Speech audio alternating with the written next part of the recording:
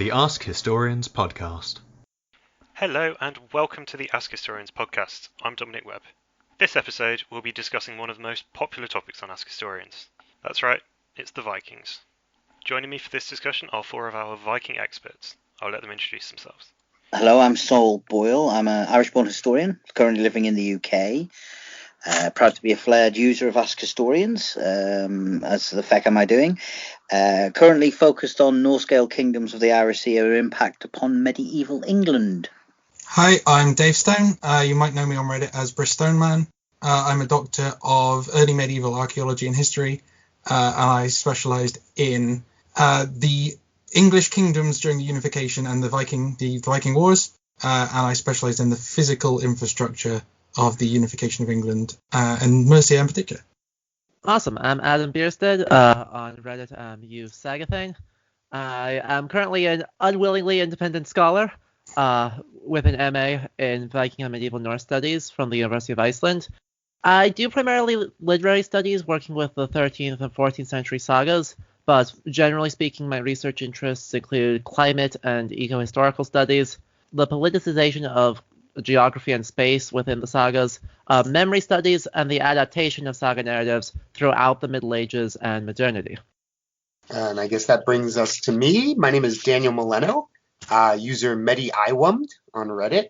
I'm a professor of pre-modern history at the University of Denver, and my own research focuses on the Carolingian Empire, so the continent and Scandinavia during the Viking Age, and the various different relationships, trade, raid, diplomacy, all kinds of different ways that people interact.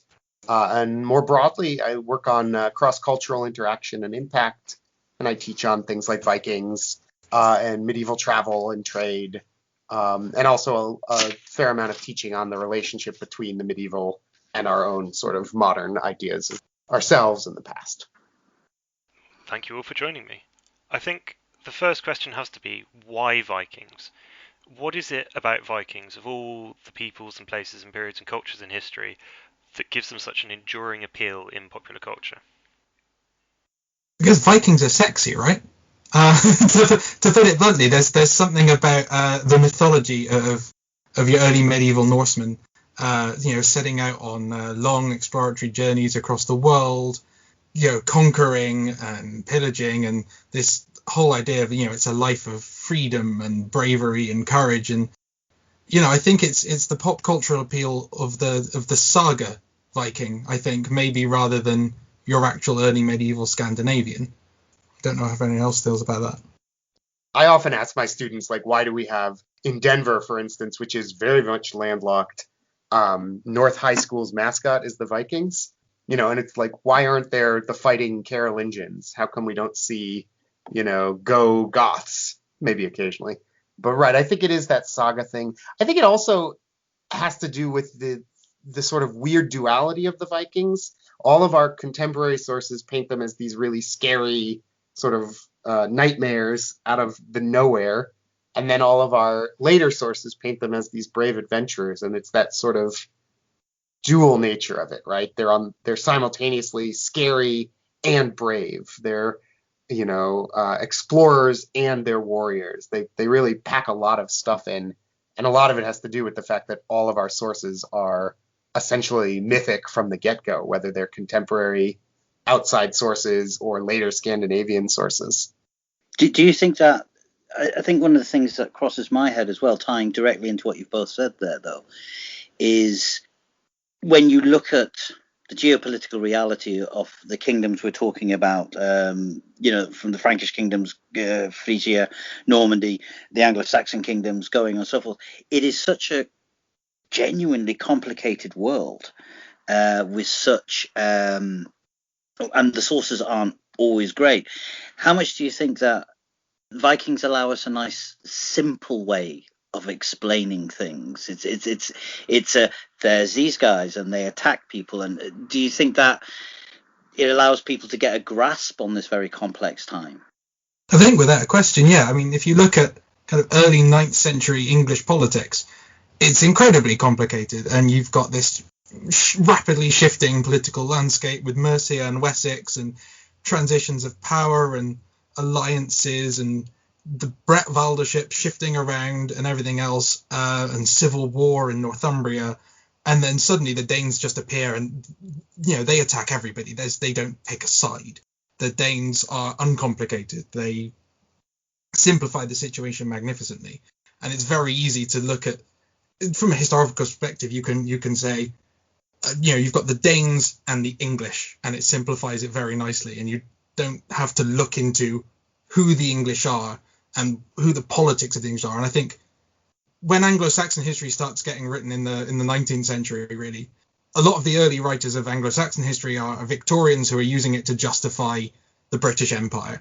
And there's a great simplicity in them for being able to say the English are united in their otherness to the Danes, and you can overlook all the political infighting, and you can overlook regional politics in favor of this kind of pan-Englishness. And I think the Danes are a very useful tool.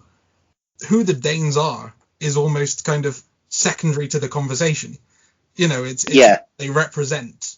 Yeah, and I think that's true even in the medieval sources, right? Like, at no point does Alcuin care about the Vikings, right? Like, he's not interested in figuring out why they're there. He knows why they're there. It's God. God sent them because we were bad, right? And the Carolingians are the same way. The Vikings make for a really good causal explanation for why bad things happen, or good things, right? Like, why did the English become united into a kingdom? Well, it's the brave fight against the Dane invader. Why does the Carolingian Empire fall apart? Well, it's the impact of the Danes or the Norsemen. They make a really good sort of causal explanation without having to think about who they are or what their reality is. Because, again, it's really hard to access what that is without switching to archaeology, without doing a lot of really careful reading of the sources. They lend themselves to that. Yeah, there's this wonderful line in the Anglo-Saxon Chronicle in 886 when Alfred restores London, and it says he gave London to the Mercians, and then he received the oaths of all of the Englishmen who weren't currently under the yoke of the Danes and pledged to free them. And you think, well, those Englishmen, who are under the yoke of the Danes, they're Northumbrians, they're East Anglians. They're not necessarily going to be happy to see a West Saxon army or a Mercian army coming into their town. They're going to be no happier to see them than they are than a Danish army that's arrived kind of 10, 15 years earlier. But, it's this wonderful narrative device that you can say, oh, we're freeing fellow Englishmen from the Danes, regardless of the extent to which they actually are. And on much the same note, I think thinking in the 19th century, the Vikings do the same thing, like the same kind of unifying goal. So obviously in Scandinavia and Germany, we've got that massive romantic nationalist movement that kind of focuses on the Vikings or Germanic pre-Christian religions as this main force that has explanatory power as to why Scandinavia is good and should be unified nations and things, and totally justifies imperialism for both German imperialism and then also American imperialism. Like this idea of the Vikings as these simultaneous conqueror, explorers, liberators, and American manifest destiny, I think are really inextricably tied. So to kind of answer that throwback question from way earlier of why would a high school in Denver have Vikings as a mascot, I think that same link of westward expansionism ends up being really kind of compelling. So echoing the same point in the 9th century, in the 12th century, in the 16th century, in the 20th century, we're kind of seeing the Vikings used for the same purpose, the same kind of explanations. So you've touched on sources a couple of times. What kind of source base are we working from here when we look at the Viking period? Oh, there's so much to say about this. So I said I'm a Carolingianist. When we think about medieval sources, the big trick, and this is something that was hilarious in the game itself in Assassin's Creed Valhalla, right, is that they're pre-literate. Scandinavia is functionally pre-literate, with the exception of some runic inscriptions, but that's arguably later in the Viking era. And yet, if you're wandering around that game, there's writing from the get-go. I think you like the little kid scene. You're a kid in a room filled with scrolls. Every time you walk into a cabin, someone's left a note to somebody else, just on parchment, presumably. But functionally speaking, all of our contemporary Viking Age sources are from non-Vikings, non-Scandinavians, right? So I work a lot with annals, yearbooks, essentially. Somebody mentioned the Anglo-Saxon Chronicles is a good example of that also, or like the Annals of Saint Bertin, or the Royal Frankish Annals. These are basically like year by year sort of curated accounts of what's happening. So that's one main source that I work with. Maybe other people want to pitch in. Yeah, the main one I work with is our Saga Corpus. So the sagas are a collection of narratives from several hundred years later. After Scandinavia becomes literate, becomes Christian, they start writing down oral narratives about the Viking Age. And these are somewhat fictional, which is kind of a problem, but they do record some genuine information about the 9th century and about kind of the culture and values of that time. But they're all extremely difficult to work with, and they kind of got mentioned earlier with like the Saga Viking looking very, very different from what our non-Norse sources are saying. And yeah, it's very much tales of heroes, legends, folklore collections from the 1200s, 1300s, 1400s being recorded and kind of made into a coherent narrative. So, I don't know, a good example of that would probably be like the Saga of the Volsungs, the tale of Sigurður Fafnismani, or the sagas about Ragnar Lothbrok, who occupies so much cultural mileage in the modern idea of the Vikings. And we have the same, looking at Irish sources in particular, and also any sources from Man. The problem we have there is a case of they tend to be very focused on what goes on in on their own homeland. Although the Irish sources do mention some things that do go on abroad. But again, these sources tend to make sweeping generalizations about the foreigners and the Usterman, and what also is a problem is, and as one of the things that does come up, and I think we'll talk about later on, is they do conflict with, for example, Icelandic sources or later sources that come up. And it's trying to work out some kind of semblance of sequence of events that happened between two different sources that seem to be talking about the same people, but using different names or different spellings or different origins. And it does become incredibly complicated. Sometimes trying to reconstruct events based on these sources, I find anyway. Yeah, it doesn't help that everybody uses the same names and nobody has last names, and you never know if the Rorik or the Ragnar, you're looking at a son or the same guy who's somehow lived 75 years, or yes, exactly, or just a completely different person. That is the most frustrating thing about anything. I've been doing a lot of with Ragnar Lothbrok recently, and it's like we have 3 guys with kind of similar names, and therefore they're all the same guy, even though Icelandic has about 5 names total. I was like, that's a big assumption, scholars. Because the other problem we have sometimes is place names change, or somewhere gets a name which later sources says, oh, that means it's that location in Norway, when actually contemporary to the time, that location didn't exist in Norway. And so we're now going, so where were they referring to? And I think that does come into it a little bit as well. Again, just adding more to the confusion. I think one of the biggest problems we face, especially for dealing with something like the Anglo-Saxon Chronicle, is that the survival of manuscripts from that time is so piecemeal, and especially for something like the Chronicle, we're dependent on usually scribes centuries later making an accurate replication of what we had. And you do sometimes, you get a Norman who'll look at it and go, Elderman, that looks like it probably says Eldred, and that'll do. And or that looks like probably somewhere in Shropshire. And you get it between separate manuscripts, even of the Anglo-Saxon Chronicle. If you look at the 2 main manuscripts, those manuscripts are Recension A and Recension D. Some of their word choices tell very different interpretations of the same events. It's quite hard to try and piece together a comprehensive narrative sometimes. And added to that as well, I don't know how much it impacted on the Anglo-Saxon records, but when studying the Irish records, one of the problems we had was an awful lot of the first wave of Viking invaders went after the monasteries, which is where most of the records were kept. And so there was a destruction of records going on. And so we have a genuine feeling of people remembering back or trying to reconstitute what they already had. And that impacts, especially on some of the early stages, where we lose things and we don't know what we lost. And this is another frustrating thing. I think as well, I think you'll probably find this, especially when you look at sagas. A common question people always like to ask is what were the Vikings like? What were they like as people?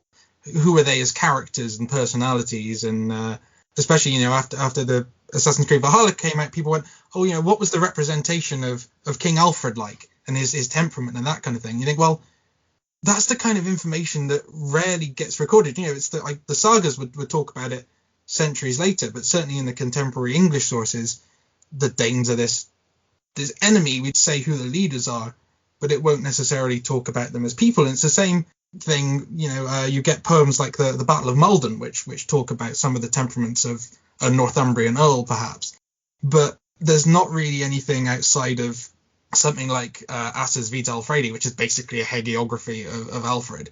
So obviously it says he's wonderful and generous and kind and intelligent, but you don't get anybody else saying, oh, I met the king today, and actually he was really rude. He was an awful person. So it's very hard to kind of answer the questions that I think a lot of people want to ask about what they are like as people, because that's information that simply isn't recorded.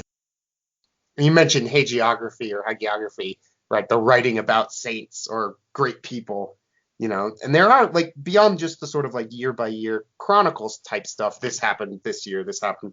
There are a variety of other sources like that: hagiography, poetry, letters. Occasionally we have an eyewitness account, or sort of an eyewitness account. The most famous one, of course, being Ibn Fadlan. But even those, you're really reading between the lines, because you're always working with an outsider's view into Viking culture, or you're reading. Basically, I often talk with my students about, like, trauma reports, right? You're reading the account of history by a victim. And so, of course, it's going to give you a perspective that is not necessarily untrustworthy per se, but is very hyper-focused on specific interactions, specific types of events, and, right, doesn't care, like, what did those Vikings eat for breakfast? Or, like, what are they like when they go home to Scandinavia? A monk whose monastery has just been raided doesn't care about that.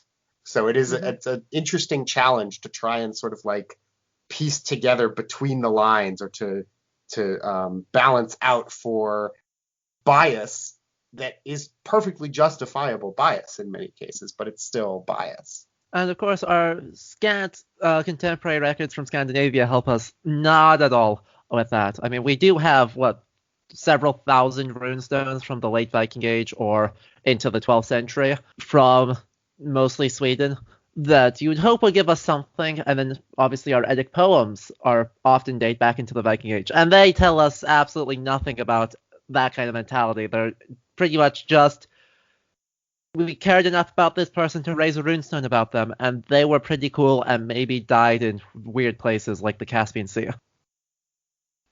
And with regards to Ireland, most Viking media tends to focus on Anglo-Saxon England, Ragnar Lothbrok. What is going on in Ireland during this period, and why do you think that Anglo-Saxon England is so disproportionately favoured in a lot of popular media? A small and easy question. So I'll save letting others talk about what was going on in Ireland, but the question of why is England so dominant, I think has to deal with the fact of a real bias of English language scholarship to focus on England and not care about the rest of the world. Because, let's be honest, 9th century England was not the center of the Norse diaspora. It just wasn't. Like, Assassin's Creed Valhalla, to use our example of our most recent media, doesn't even, like, acknowledge Sweden's existence in, like, the game map, or, as far as I've gotten in the game, any dialogue, despite Sweden being probably the most important for the trade routes going through the entirety of Central Europe, the Baltic, all the way down into Miklagard, Constantinople. Like, Sweden's hugely important and has a lot of material and trade going through it, and it just is completely left absent. So part of that, I think, is just English scholars focused on England, and therefore the Vikings become part of English and French history and not recognized in their entirety. Yeah, I think the the other part, what was going on in Ireland during the period, and I think it's one of the things that is often overlooked, just the Viking impact in Ireland. But also, I think, because it's somewhat more complicated than what happened with the Anglo-Saxon kingdoms, to a degree. Effectively, the Irish experience with the Vikings has to be taken, for me anyway, in the context of the Irish Sea as a whole, because you see the development of what become known, depending on who you talk to, the Hiberno Norse or the Norse Gaels, or however the Irish Vikings. But right about 790 to about 841, you've got the standard idea of Viking raids. Vikings are turning up as they are elsewhere in Europe. They're attacking monasteries, soft targets. They use an awful lot of use of the rivers to enter the lands of the Onocha or the O'Neill. Around about 841, we start seeing them setting up the long ports, in particular places like Dublin. And they start setting up bases. But at the same time they're doing that, we start seeing them also settle in the Hebrides, the east coast of Scotland. And unlike the narrative we're delivered with, here are the Danes, they're attacking the Saxon kingdoms, there does seem to be a willingness to go and attack and raid, but there's very quickly a series of alliances made. Very quickly they get involved in local politics. And this takes us up to about 870. And from 870 onwards, you start seeing Irish and Norse. I wouldn't say they integrate. It's more complicated than that. There is a degree of assimilation. There's a degree of living together. Sometimes they're enemies. Sometimes everybody will join forces to get these foreigners.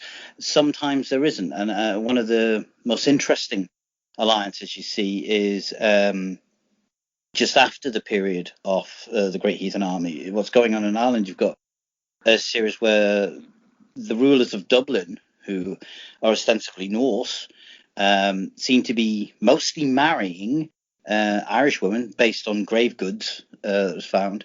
And what you're having there is a situation where you're having young men being brought up speaking Gaelic from their mother's side and are being fostered, say with the Northern O'Neill, till about 14 or so, before joining the adult world of Norse culture, and entering what would seem to be a Viking lifestyle with longships and raids and trade.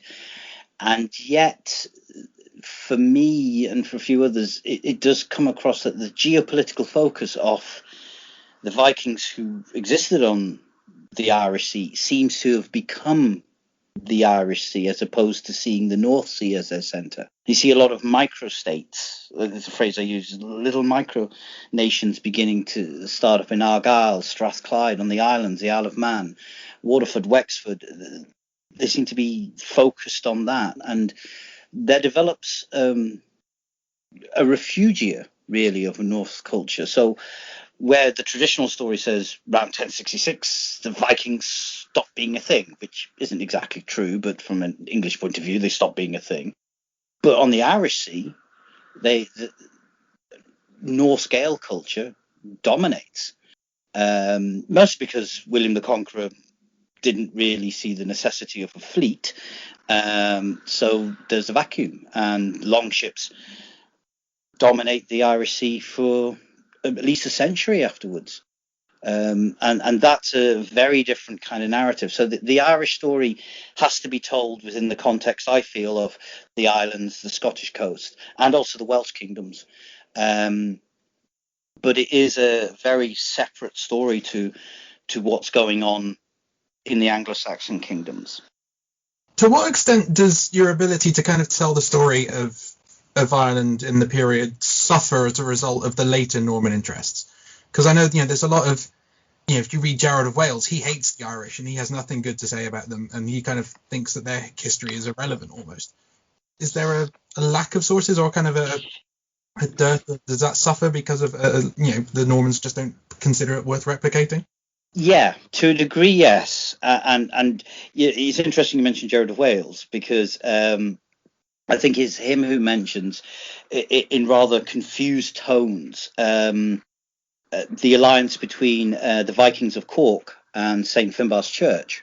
And what there was a Gaelic community based around a monastery, and a Viking community, a Norse community, with separate forts next door to each other, and they joined forces for quite some time. They fought against Cashel like that, and I think it was Gerard. I remember reading, mentioned it, and you can almost feel what on earth are they doing? Yeah, you have that to a degree. I think you also have kind of. I always felt that the Normans were amazing in being able to use castles as force multipliers, but they never understood sea power, which is why when you look at a lot of their invasions and conquests of Wales, what's interesting is you see that the Welsh are basically going off and hiring Norse fleets out of Dublin and running rings around them.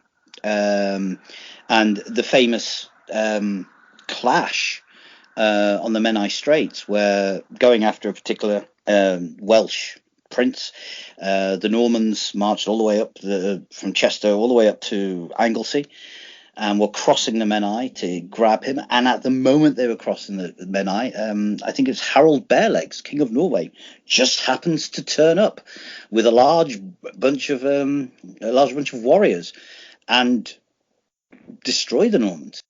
The Earl of Chester died. They were sent packing in no uncertain terms. And I do feel there's a degree of ignorance towards the power that was going on there, because it was a naval-based power. And I also think there was almost a resignation that we can't get them. Pembroke eventually was conquered by the Normans and Canberra Normans, but the Pembroke lords learnt to use sea power.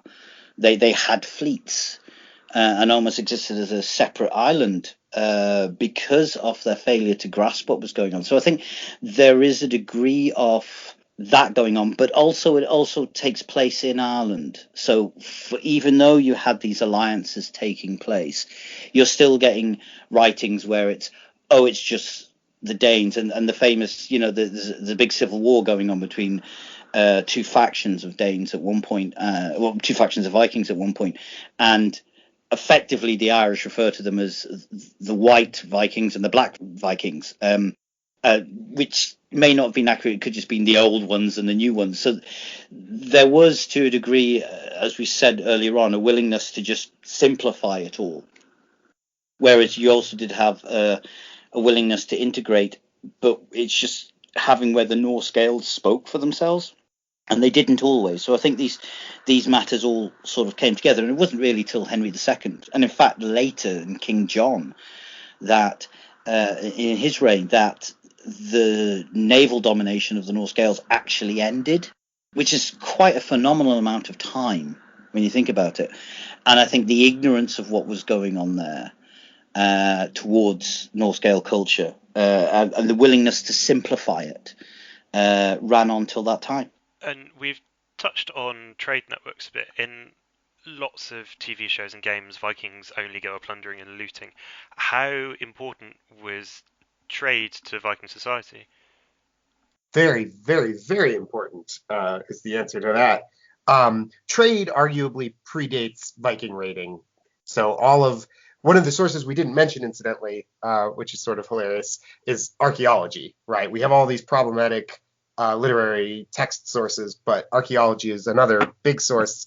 And of course, historians have to learn how to use that if they want accurate images. But essentially what we're looking at in the late Viking Iron Age, or Germanic Iron Age, it's sometimes called, pre-Viking period, is the development of what are sometimes called emporia, or emporiums, the singular, which are basically trade ports. And there's some debate about how big they are and how urban they are, but they're essentially the first urban or proto-urban places in Scandinavia, and these are all developing in places like Ribba and Hedeby, Haithabu, Schleswig, Birka in Sweden, Kaupang in Norway are all developing in the decades before the first Viking raids.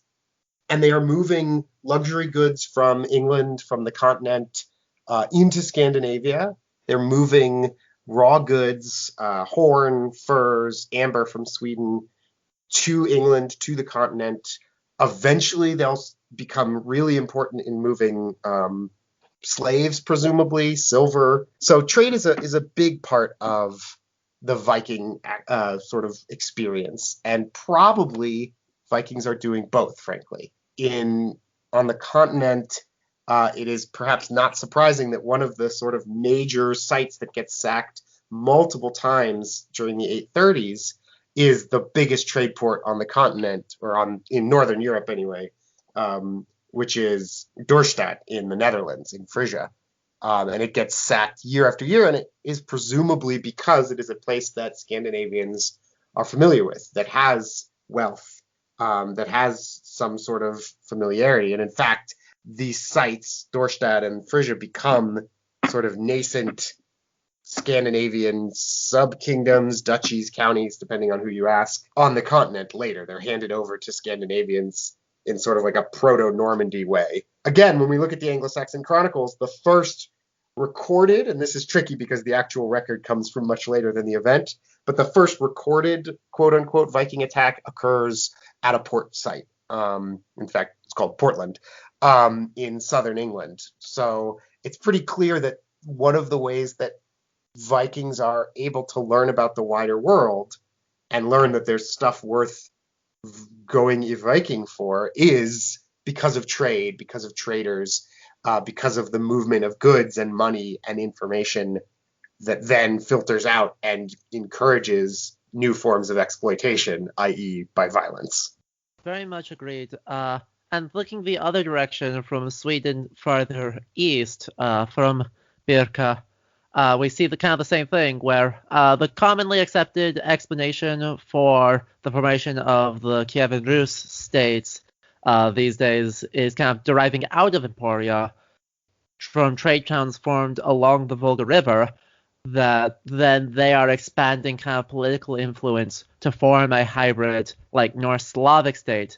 This is in opposition to what the primary chronicle says, or like one textual source of Slavic history written by Christianized Slavs in the 12th century. But the archaeological evidence is being pretty clear that that's a very different, much slower process. And that trade network almost certainly reached to Constantinople before the Kievan Rus attack on it in 860. So we're seeing all the way down to Constantinople, and then Arabic dirhams are being brought back. We find huge hordes of them in Sweden and Finland. So we're finding trade routes into the Abbasid Caliphate that are running all the way back up to Scandinavia. So it's kind of this web that's coalescing up into Scandinavia and then getting redistributed back out through both violent and non-violent means. These are also probably really old. I know, like, some of my colleagues who are archaeologists claim that goes back to the Bronze Age. I don't know that for 100%, but we're still looking at huge amounts of interconnected trade routes in the 9th, 10th, 11th centuries that span the entire continent. I think one of the most interesting things about the Danes in England is their ability to create and capitalize on these new trade routes that they gained through the territorial expansion and the holding of English territory. You get, and you can particularly see it in there's these windows of kind of fragile peace when these little artifacts crop up. So there's a period in kind of the 980s. And then it happens again, especially during the kind of the later 10th century, kind of before things go to hell in a handbasket under Ethelred. In the 980s, you start getting these coins show up in London. Alfred at this point is minting a very distinctive London coinage, and there's quite a lot of numismatic finds of they're essentially it's Alfred's London coinage, but they're knockoffs. They're not particularly great knockoffs, but they're conscious copies, and it's thought that they're made, for example, the Danes at this point are in Essex and East Anglia. They're just north of London, but of course London is one of the biggest trade sites in England, if not really in kind of what was the former network of wick sites all along the North Sea.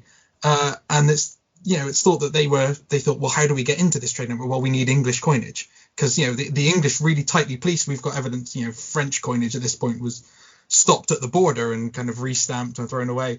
But the Danes in Essex are making their own imitation Alfred coinage to try and buy into those trade networks. King Edgar in the 970s intervenes in Rochester because there are Danish merchants who are set upon by the people of Rochester, and Edgar is forced to kind of go and intervene, and he protects the Danes actually, because he says, they're peaceful traders and I'm trying to keep the north in line and we can't just jump on these people. But it shows that there's this period where they're actively fostering new trade links within these new political realities they've created. One of the most interesting artifacts, they're such simple little things, the slightly dubiously named strap ends. In kind of the 8th century, people stopped wearing buckled belts. It's a fashion that comes over, I think, it's thought to come over from the Carolingian Francia, and it starts taking off in Wessex to start with. People forgo buckles, and they wear these kind of flaxen straps with these metal ends on them, little clasps. The English go nuts for them because they're decorative. You can have really intricate inlaid metalwork and carvings and sculpture and everything else, and the English love their ostentatious display. So these things proliferate really rapidly in Wessex. And then in kind of the early 10th century, they start to appear in Mercia, and as the English push into the Danelaw, it kind of goes with them. So by kind of the mid-10th century, they're cropping up. Their find sites, they show up, particularly metal detectorists find them quite often. And their find sites correlate really closely with settlements. But the really interesting thing is from the kind of the mid-10th century, we start seeing them cropping up in Northumbria with Scandinavian. So the previous design, the really popular one, was a West Saxon design. It's called True Hiddle. But you get this, it's called Boer design, and it's Scandinavian inspired, and it shows up and it proliferates really rapidly. And it's thought it's made by these emporia. Some of them are made in York, and a lot of them, it's thought that they're actually imported from Scandinavia. And it's this, you get these Danish merchants who go, wow, there is a real market for these fashionable items. These, everyone's wearing them. You wear them on your belt, you wear them on your sword, you wear them on your horse. If you have a bag, they're probably on there. So they're really buying into this market. And sure enough, these Scandinavian designs then start cropping up in Wessex because people go, oh, they're new and exciting. It's the same fashionable wear that we like, but it's interesting new designs. So I think it's really interesting to see how on such mundane items, I guess, of personal wear, really, even the Danes really are entrepreneurs. Yeah, I think that's a really good point also about sort of the impact that trade, as much as violence, can have. I mean, when we look at what's happening in Scandinavia as a result of trade, we see these new port towns that are popping up are the action of centralizing figures, right? Hedeby is famously created by King Godfred of quote-unquote Denmark, specifically to try and capture commerce and make a site where he can have access to the wealth that is flowing around the Baltic and the North Sea. And he basically uproots a bunch of merchants from a place called Rarik in along the Baltic in what is the sort of Slavic world, and moves them to his own territory. And so these towns give us a sense that, like, people in Scandinavia, leaders in Scandinavia, are becoming aware of the value of centralized power and what you can do with it, in exactly the same way that, Charlemagne is giving privileges to Dorstad, or that various Anglo-Saxon kings are giving privileges or helping to found or run the various wicks. And then on the flip side, you see things like the movement of technology, so that bronze casting in Scandinavia sort of hits a boom period because of the influx of foreign ideas, foreign techniques. So the thing that we associate with Scandinavia, the oval brooch, that is it's in Assassin's Creed Valhalla, it's in the TV show Vikings. If you see a woman wearing a big sort of brooch on her dress, it's an oval brooch. And this is a technique that comes about because of trade. So the sort of iconic Scandinavian item is the result of international trade. And then, as David was saying, it goes back the other way. So this technique that moves into Scandinavia then gets re-exported out to England.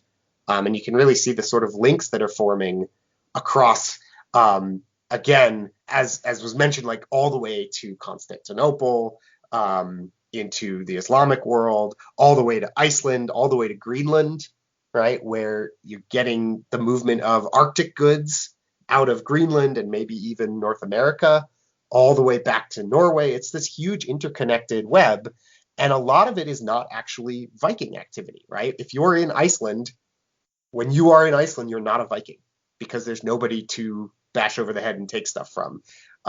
When Eric the Red or Leif Erikson go to Greenland, there's no Viking activity. That's all colonization and trade. Later, they might go back to Ireland or England or, the Slavic world or the Mediterranean and do some Viking stuff. But they can switch, they can sort of tone shift between colonization, trade, violence, politics as they need to very rapidly. Very much so. And in fact, I'd argue that actually one led to the other. In many ways, trade could lead to, say, Viking or conquest. In particular, I'm very fascinated. If you study the internal history of the Irish Vikings or the Osman Norse community in Ireland, you keep seeing, especially after the Great Heathen Army, every time somebody would become a centralized ruler and would gain, the Irish would call it the king of the foreigners or the king of the Vikings or the king of Dublin. Every time someone took a central position, their immediate drive, every single time almost, was to head across the Irish Sea, head to the Cumbrian coast and try and take York. This constant attempt to try and take York, and it became very crucial for Dublin that York came under their influence. And the most obvious potential explanation, I'm curious if Daniel or Dave have an opinion on this one, it always seemed to be that the reason why they constantly strived for York, and so many of these invasions stemmed from the Norse Gael, was for the purposes of trade, because Dublin was such an important trading port. If you are a Norse trader, you either come out of Dublin, swing right, and have to sail past Wales and Cornwall and the south coast of England to get to the North Sea, or you could swing left and go via Scotland and the islands and the Shetland to get to the North Sea, or you could perhaps go straight slightly to the north, get to Cumbria and Lancashire, take those rivers up to the sources, and then maybe on certain times it's as little as a dozen miles to the rivers that then take you down to York. So there does seem to be, and I wonder what your opinion on this one, that sometimes the need for trade or economic links drove some of the later campaigns. Yeah, I think absolutely. There's a similar thing we see in kind of the 12th century with Carlisle. Carlisle is this great silver boom town, and it becomes the central hub of this economic network in northern England, throughout the anarchy and into the 13th century as well. And Carlisle becomes so important because it has a Flemish trading quarter, people coming across from the North Sea, and it has an Irish trading quarter, and Irish merchants coming across, and they meet and they mingle in Carlisle because that's where the silver is then. But certainly, a century or two earlier, that centre is Jorvik. At risk of kind of circling back to an earlier point, the Saga evidence actually kind of confirms the kind of points being made about this mentality of trade being and entrepreneurship being really, really important culturally to the Vikings. Because this is, I guess, to forestall the question of, but the warrior elite code would suggest that they would want to be trying to do violence as often as possible and die gloriously. But actually, our Saga evidence, I think in this case, it is reliable for the actual Viking Age mentalities, is saying that trade, just getting a ship and being a merchant for 3 years and just earning a bunch of money that way, is a totally legitimate way to gain respect and wealth and renown within the Viking Age. For Icelanders going to Norway, then renting a boat, or for Norwegians going off and making a name for themselves by being a merchant instead of being a farmer and instead of being a Viking. You have to be willing to do violence if it comes to that, but that's not actually mandated in any of the saga sources, and it doesn't seem like that's something that really is perceived of as being an invalid way of becoming successful or of breaking into the elite, kind of moving up in the world, because silver is silver, and whether you got it by stabbing someone or by selling them something, it seems like the end goal of just having silver to spend works either way. And how significant is the slave trade within these trade networks? Is slavery a universal thing at this time, or is it only practiced by certain cultures and polities? The sagas actually are a really nice sort of pivot point to that, because slavery is all over the sagas, and the taking of slaves and the freeing of slaves, and the sort of just ubiquity of slaves in Icelandic society, in Norse society, is made fairly clear. Slavery is an early medieval practice. It's all over the place.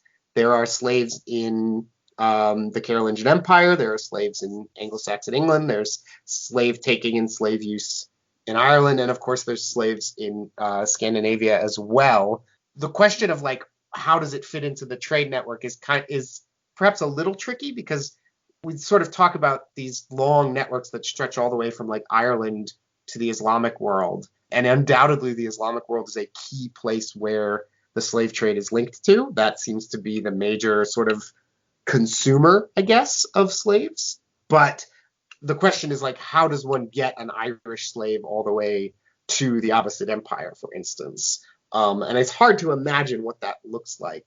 But we have evidence of slave taking in Ireland all over the place. We have it in physical format. We have it in biological format. If you look at just the sort of genetic makeup of Iceland, there is a substantial Irish component to that, and that is undoubtedly because of intermarriage that is not always willing or consensual, undoubtedly. There's some great sagas. The Lex Delas saga has this very sort of centered story about an Irish princess named Melkorka, who is a slave whose son then becomes sort of a big deal. Olaf Peacock, I think his name is. And so it's definitely a part and parcel of the process. I think as much as we think of slave trading as like the shipping off of people to foreign places, we also need to think about hostage taking and sort of the selling back of people. So Vikings go in and they capture people, and maybe some of them get carted off long distances and others are sold off locally or are ransomed back to their families or to their monastery or by the king or whatever. But human trafficking in that sense is very real across the board. It's a fundamental part of the practice of Viking. And you see that when you look at Dublin, to which there's a lot of evidence to say that one of the fundamental commodities that Dublin specialised in was the trading of humans. And it's really, I was, just before we did this recording, I was actually looking at a record. One of the great leaders of Norse Dublin, a man called Olaf the White, who may or may not, depending on which source you listen to, may have been the brother of Ivar the Boneless, and him and Ivar, who may have been Ivar the Boneless, or a different Ivar, again, depending on the source. In 970, just after the Great Heathen Army has just sort of wound down a bit, they attack Strathclyde, 4-month siege of Dumbarton Castle, and they return to Dublin in 871, and the record was of 200 ships filled with Angles and Britons and Picts as slaves. So this was not small business. Now, again, it ties into how many were ransomed back, how many were sold. Was the selling all the way over to, say, as far down as the Byzantines or whatever, or was it being sold domestically? And this is the thing that, again, we've got to look at, the spreading of slavery within the Irish Sea, but it was generally a highly profitable aspect, at least on the Irish Sea, and was taking place. So there you've got, Irish Gaels raiding Scots Gaels, and taking from their community and taking Picts. And as it said, very interesting that the actual choice, Angles and Britons and Picts is what they said. So it's really interesting and quite dark what's going on the Irish Sea during the time. And slavery is a weapon of war that the English use really as much as the Danes do. There's a point in 893. There's a Danish force from Essex, and it raids kind of across England. It heads for Devon. There's records of it being in Appledore. And while it's on the other side of the country, the London Fyrd, they march into Essex, they raid Benfleet, and there's a record of them capturing a large number of women and children, including the family of the leader of this Danish expedition. They take them all back to London. And eventually, they use them as an exchange for. They use them as hostages. They say, return to Essex, stop raiding Devon, or we'll kill your family, essentially. But they are used to exchange captives with the Danes, and there's talk of, the captives are ransomed. There's accounts of Anglo-Saxon fyrds ambushing Danish raiding parties, and one of the things that's remarked upon a couple of times is that, along with, they kill the Danes and they take the weapons and the gold and the loot, and they free the hostages. So certainly it's one of these things that kind of both sides are doing, and it's a weapon of war as much as it is an economic prospect. But it is fundamentally important to the English economy as well. Slavery is a massive part of the English economy, and slaves make up a substantial social class in England.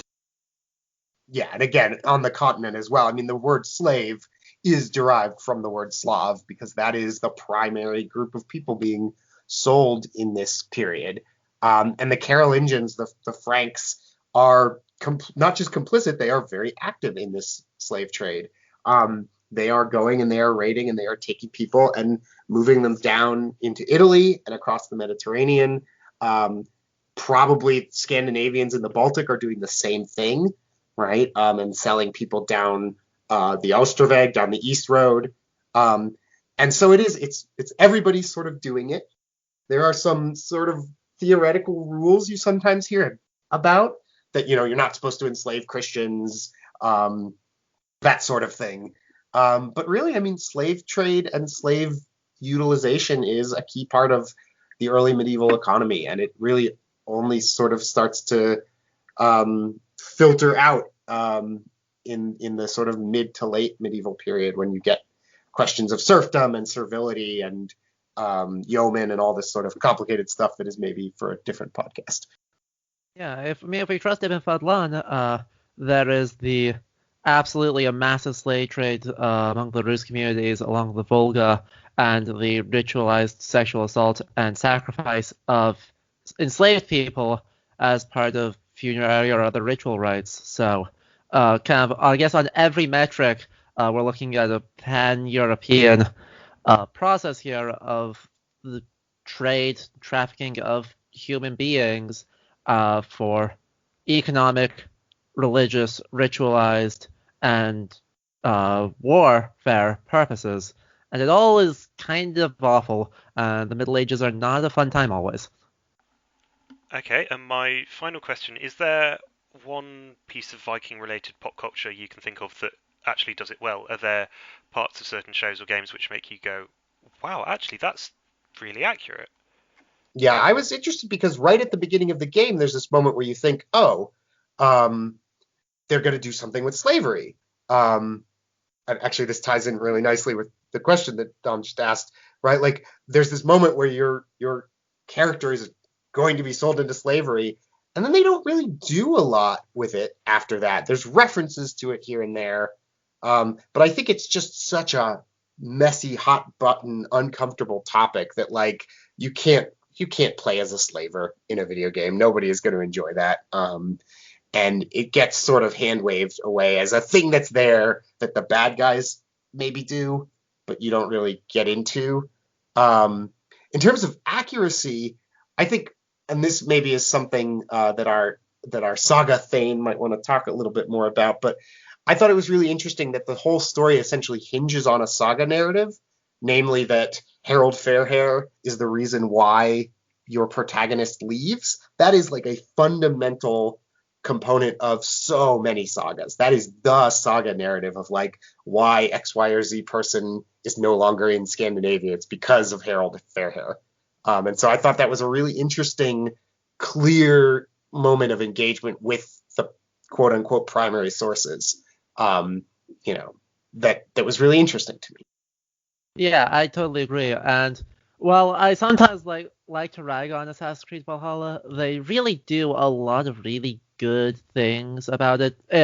In the whole narrative of trying to, I guess, try and be a saga, a lot of their small stories end up fitting these saga tropes really quite nicely. Kind of beyond the Haraldur Harfagri, kind of driving everyone out, the idea of, I guess, how Ivar is betrayed is very much right in line with kind of a blend of Ragnar Saga and the Þáttur of Ragnarssonum's depictions of Ivar and of Ragnar Lothbrok himself, especially with kind of the idea of becoming jealous of fading or past glories and wanting to one-up them one more time, is actually the explicit stated reason why Ragnar invades England, gets captured by the definitely not King Alla, and then thrown to a pit of vipers. So some of those little narrative beats are actually done really, really well, even if some of the other things in that game kind of make me raise my eyebrows. I find I love watching media portrayals of Vikings, and I loved Assassin's Creed Valhalla, like watching TV show Vikings, Last Kingdom, all this kind of stuff. I do enjoy them. I try to turn off and ignore the bits where they go wrong or they veer, and I won't even talk about either the Bloodless. Let's not go there. But I think, again, just what being said, there are moments within almost every show where, in the recent days, where they have hit things right, or it's felt right, and may not be, wonderfully accurate, but they get the feel of something, or they get a moment right. Another thing I do enjoy, again, maybe not 100% accurate, but certainly gets attitudes right and other things right. Vinland Saga, the manga produced in Japan, I find highly entertaining, and there's moments where I go, oh, that's interesting. But yeah, so I don't think it's entirely. I don't think we should condemn as a whole that they get it all right or wrong, but I do think that there are moments where they have elements that I can pick up and appreciate and go, yes, that's fantastic. And I think that's really where it's got to come down to, from a historian's point of view. We never get to see historically accurate accounts, mostly because we'd probably still be arguing about it even if we did. But we'll take what we can get, and a lot of shows do include elements, and that's one of the things I like about Vikings, what I like about Assassin's Creed Valhalla, what I like about Lost Kingdom and Vinland Saga. They have elements in there that, yeah, okay, I can live with that. That's my personal take anyway. It's finding that trade-off, isn't it? There's a moment in the very first episode of The Last Kingdom where the Northumbrians battle against the Danes, and it's a wonderful interpretation of a shield wall. The battle itself is probably entirely fictional, but the way it's depicted and that kind of intensity and kind of the shield wall tactics, it's a fantastic depiction, and it's a really visceral and physical look. The series then kind of goes off on one. The less we say about Uhtred's costume and that kind of thing, the better. With his leather jacket straight out of an Encifrum video. But there's moments, and it's finding that trade, and you think, okay, I might not agree with the way they depict King Alfred, and that kind of thing. But on the other hand, if it gets people thinking, well, what was King Alfred like? There was a story in the paper the other day. They were talking. I think they interviewed Ryan Lavelle, actually, because the show at this point has got to the relationship between Ethelred of Mercia and Athelflaed, who's one of the most fascinating characters in English history. She really is. And they've got to that part in the show, and the show's dramatising their relationship. And they said, was he like how he's depicted in the show? And they said, well, we have no idea, but actually, we think the historical Ethelred is almost the complete opposite of how he is in the show. But the interesting thing is it's getting people asking questions about a period of history that they probably might not know anything about. And even if they start with a false premise, if it inspires people to go, well, I wonder what people were like in the 10th century. What was the political relationship in the period of the show like? Then that's, it's never a bad thing to get people interested in their history and get people asking those questions and make people want to do that research, I think. Yeah, I think that's a really good point. I think also from the standpoint of games, one of the things that I find really fascinating is the way in TV it's all about the look and the feel, but in games you actually have mechanics that you have to translate. And it's always really fascinating to me to see how you figure out how do you make a Viking mechanic, right? When you think of something like Civ 6 or Civ 5 or Crusader Kings, right? Like, how do you take something that is so messy and complex and make it feel right and have a mechanical role to it? And so it's always fascinating to see the way that games sort of try and codify mores or activities or beliefs or whatever into a mechanic, a +2 to seafaring, or like, this is how religion is going to work because religion has to have a code behind it, which of course it doesn't. But I'm totally with you. And in fact, two games that come to mind here. One was Total War did a Viking supplement, go around and hit each other over the head in the epically recreated battles, however. But one of my original, very upsetting falling outs was Crusader Kings 2, was how easy it was to invade Ireland. And this was always the thing, when the mechanics of the game, unfortunately at that point, necessitated something that was, you could just put troops on a ship and sail over and start fighting the Irish. And what's really interesting is the fact that, the first proper English invasion of Ireland, Henry II, the most powerful king in Europe, he didn't have the fleet to take his army across. 4,000 men, 200 knights with up to 600 horses, siege engines. He didn't have the fleet capacity. And to tie it all together, one of the most interesting anecdotes of history was the fact that in order to get across, he needed a fleet supplied by Godred Olafsson, the Norse Gael king of the Isle of Man and the islands, who carried Henry II across to Waterford on what appears to be longships.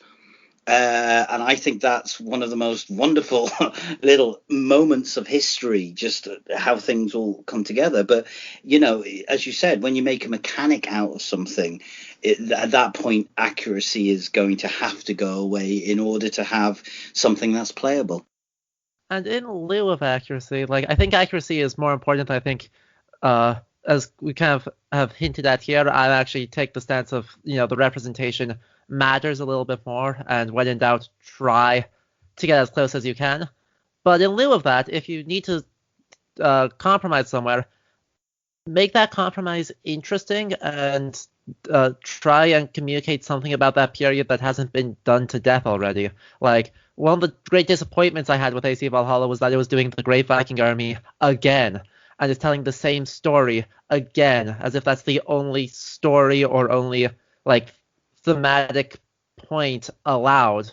So instead, something like Banner Saga actually doesn't do a saga narrative well at all, but its mechanics do a pretty good job on incentivizing the kinds of combat you would kind of hope to see in the Viking Age, even with horned giants wandering around as part of your army. But communicates a lot of the themes of within Norse mythology of the desolation, the kind of inevitability, and the struggle against fate, and the acceptance of the end that we see a lot in the legendary sagas.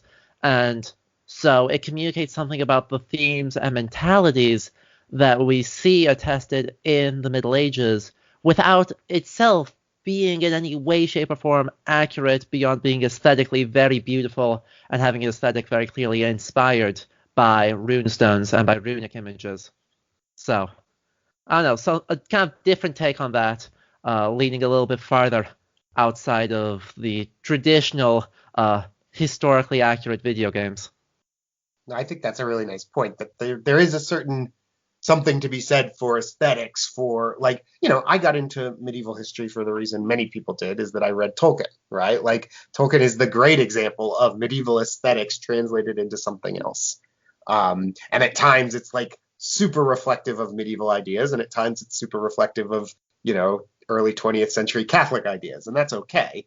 But right, a show that makes you ask questions, like David said, or a show that like gets you interested in the feel of medieval stuff, and then maybe you go out and you read The Ruin and it changes your life or something. That's a really cool aspect. Even something like Viking death metal has its place in as much as, like, it's really cool and hilarious at times, and sometimes also super problematic, but it gets people interested in this stuff in really neat ways. I have a thesis student who's a big Viking metal fan, and he wouldn't be doing a history major if it weren't for that sort of thing.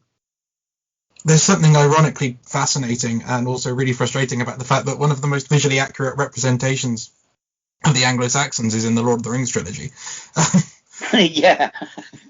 The Rohirrim are Anglo-Saxons on horses. And they nail that aesthetic perfectly. And then you look at something like The Last Kingdom and you think, you guys could have just gone to Wetterworks and hired those guys to her. But yeah, absolutely. It's finding that interest in other places, I guess, isn't it? Like you said about metal, black metal is Scandinavian black metal is so many people's way in, and that's like I said, it gets people asking those questions. Well, thank you all for joining me. This has been a really interesting discussion. Well, thank you for having us, and thanks for some great points, guys, and a really interesting chat. And I think we could have actually probably gone on for another hour based on the way we were easily. talking there. I think sign us up for another 3 episodes. Undoubtedly. Thank you, everyone. Yeah, It's a real pleasure. Thanks so much. You've been listening to the Ask Historians podcast. Please support us at patreon.com/AskHistorians. Find more history like this by following us on Twitter and Facebook, and by visiting us at askhistorians.reddit.com, and ask hundreds of historians and enthusiasts anything you want to know about history.